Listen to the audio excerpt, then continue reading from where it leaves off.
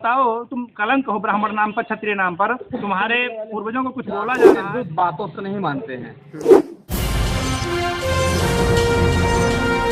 मुझे ये लग रहा है कि समाजवादी पार्टी द्वारा समय समय पर ब्राह्मण और ठाकुरों का सिर्फ अपमान किया जा रहा है। ये अपनी औकात ऐसे ही भूल गई थी, अनाप शनाप बक रही थी। एक बार मायावती जी की सरकार थी 2007 में, वो सत्ता में आने के बाद वो भी अपनी औकात, नाम तो उनका राम जी लाल है, लेकिन राम के नाम पर वो कलंक है।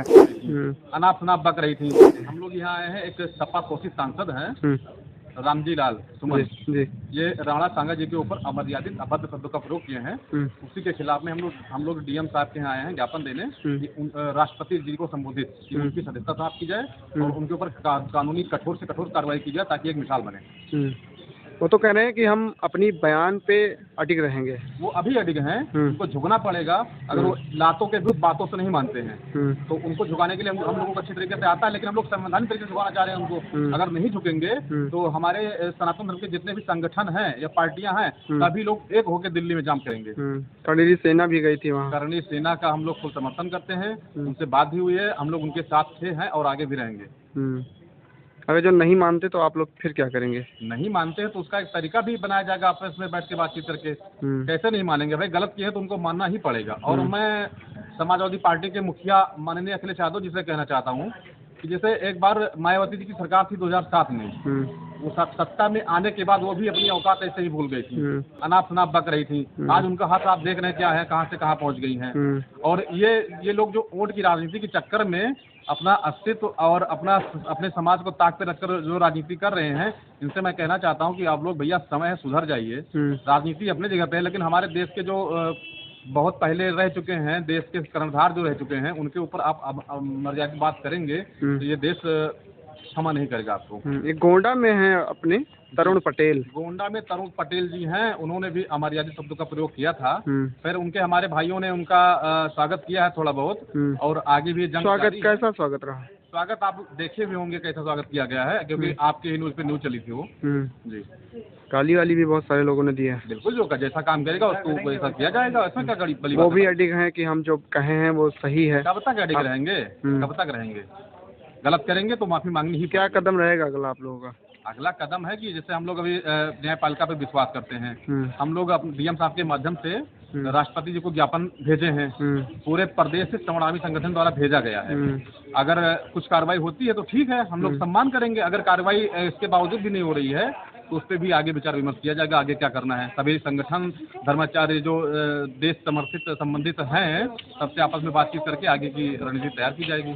आपके हाथ में पर्चा है राणा सांगा के सम्मान में श्रवण आर्मी मैदान में। क्या नाम है आपका भैया? हमारा नाम आचार्य भास्कर मिश्रा है जी, और हम भी यही श्रवण आर्मी से हैं, गोंडा से ही जी। आज हम सब लोग आए थे जिलाधिकारी पर ज्ञापन देने के लिए आए थे। राष्ट्रपति महोदय को ज्ञापन दिए हैं जिलाधिकारी महोदय के माध्यम से जी। अभी आप सबको जानकारी होगा कि राणा सांगा के ऊपर विवाद, बहुत बड़ा विवाद हुआ है जी। और विवादित बयान दिए हैं रामलाल जी सुमन जी। नाम तो उनका राम जी लाल है, लेकिन राम के नाम पर वो कलंक है। ऐसे लोगों का नाम राम जी लाल नहीं होना चाहिए। उनके माता पिता पता नहीं क्या सोच करके उनका नाम राम जी लाल सुमन रखे, लेकिन वो राम जी लाल नहीं है, वो पता नहीं क्या है वो। और बयान भी दिए, बयान देने के बाद में वो अपने बयान पर कह रहे हैं कि मैं कायम हूँ, मुझे कोई इस पर शर्मिंदा मैं नहीं हूँ। इस बयान को देकर के दुष्ट व्यक्ति के हैं, उनको जो विचारधारा है वो कुंठित हो चुकी है, क्योंकि वो समाजवादी पार्टी से राज्यसभा सांसद हैं। दुष्ट व्यक्ति हैं तो उनको जो भी कहा जाए वो कम ही है। और हम लोग अभी ज्ञापन दिए हैं राष्ट्रपति महोदय को जिलाधिकारी महोदय के माध्यम से। अगर कोई कार्रवाई नहीं होती है तो 12 तारीख को सब लोगों को वहाँ एकत्रित होना है। कर्णी सेना के पूर्ण समर्थन में हम लोग हैं। देखिए, विनय न मानत जलद जद गए 3 दिन बीत, बोले राम सकोप सब भय बिन होए न प्रीत। आराम से अगर नहीं मानेंगे तो हम लोगों को हर प्रकार से समझाना आता है, साम दाम दंड भेद, जैसे मानेंगे उनको वैसे मनाया जाएगा। और एक दुष्ट यहाँ गोंडा का है तरुण पटेल, वो अपनी औकात भूल गया है और ज़्यादा वो बोलेगा तो उसकी औकात याद दिलाने के लिए हम लोग बहुत पर्याप्त हैं। अभी इतनी औकात नहीं हो गई है कोई हमारे पूर्वजों पर उंगली उठाए, कोई राणा सांगा पर उंगली उठाए। अरे उनके एक कोने तक नहीं हो सकते हैं, एक आँख एक हाथ तक नहीं था राणा सांगा को, फिर भी वो लड़ रहे थे। 80 घाव था शरीर पर, और अब किसी को थोड़ा चोट लग जाए तो वैसी तैसी हो जाती है। तो उतनी इनकी औकात हो गई कि वो राणा सांगा पर अभद्र टिप्पणी कर रहे हैं। और ये जो राजनीतिक नेता लोग हैं, ये लोग राजनीतिक रोटी सेकने के लिए ये अपने आका के दम पर चल रहे हैं। ये पार्टी को पहले देख रहे हैं, अपने पूर्वजों को भूल गए हैं। ये पार्टी के चक्कर में पता नहीं किसको अपना बाप मान लें। इनका कोई भरोसा नहीं है। ऐसे लोगों पर भरोसा नहीं करना चाहिए, जो भी ऐसे पार्टी के लोग हैं। हम लोग किसी पार्टी का समर्थन नहीं करते, चाहे भाजपा हो, चाहे सपा हो, चाहे बसपा हो, चाहे कांग्रेस हो। जो हमारी विचारधारा के साथ में है, जो हमारे पूर्वजों के सम्मान में है, हम लोग उसी का सम्मान करते हैं।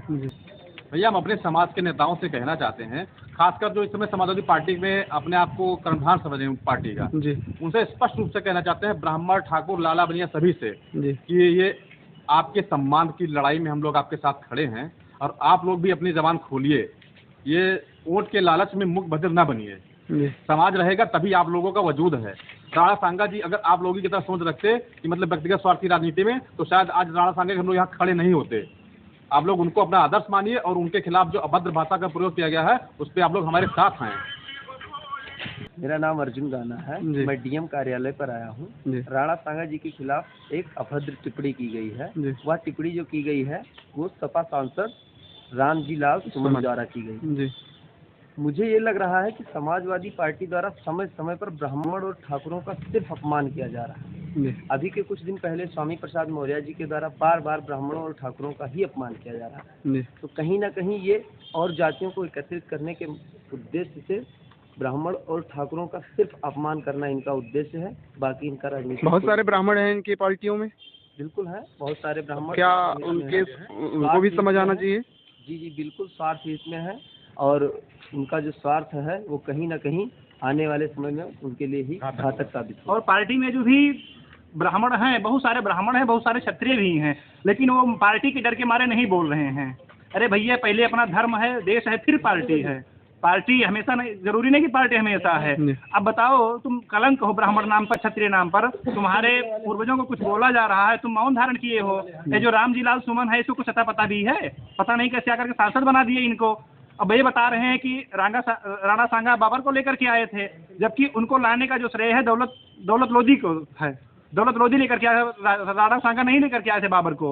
और बिना पढ़े लिखे चले आते हैं यहाँ पर, कुछ भी बक देते हैं। आप मर्यादित शब्दों का ऐसा नहीं करना चाहिए ना इनको, नहीं तो बहुत बड़ा आंदोलन होगा और छोड़ा नहीं जाएगा किसी को। अभी तो ये शुरुआत है। और इन सब के आदर्श औरंगजेब हैं, और ये सब जो दुष्ट लोग इनके जो हैं आदर्श हैं, अपने बच्चों का नाम क्यों नहीं रख दे रहे हैं इनके नाम पर? अरे अगर इनको आदर्श मानते हैं, हम जिनको आदर्श मानते हैं अपने बच्चों का नाम उनके नाम पर रखते हैं, लेकिन ये जिनको आदर्श मानते हैं, औरंगजेब को आदर्श मान रहे हैं, ये मान रहे हैं, और बाबर को आदर्श मान रहे हैं, तो क्यों नहीं नाम रख दे रहे हैं? भाई नाम रखना चाहिए अगर आदर्श मान रहे हैं तो। बस केवल इनको राजनीति करना है, बस ब्राह्मण और ठाकुरों से इनको केवल राजनीति करना है बस, और कोई मतलब नहीं इस पार्टी वालों को, कोई भी मतलब नहीं है।